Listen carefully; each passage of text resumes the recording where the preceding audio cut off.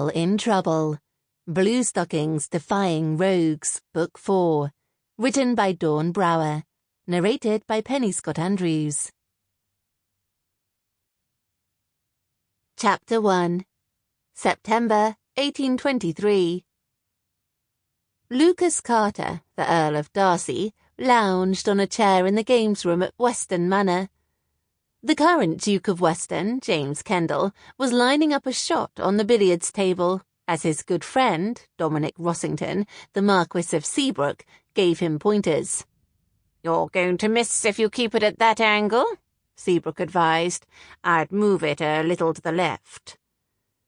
The Duke stood to his full height and stared at the Marquis through a narrow gaze. "I don't need your bloody drivel breaking my concentration. Keep your opinions to yourself." A strand of his dark hair fell over his cerulean blue eyes. He reached up and brushed it away, then returned his attention to the game. Lucas sighed and held his glass of brandy against his eye.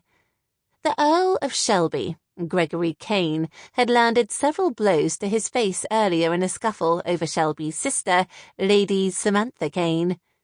She was a lovely lady, and Lucas had thought she might make a wonderful countess for him. His father was being a trite arse lately and kept insisting he settle down. He had tried to explain that marriage didn't mix well with him. At one time, it had.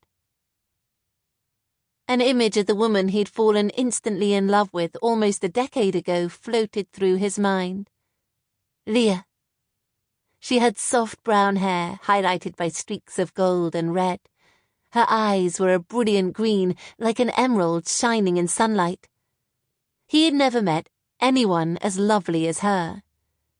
They had merely hours together, but it had been enough for him to want to spend the rest of his days with her. She'd been lovely and sweet. At least, that was how she'd seemed. Not long after they met, she'd run away, and he hadn't seen her since. Thoughts of her crept up on him when he least expected it. If she'd stayed... He shook that away.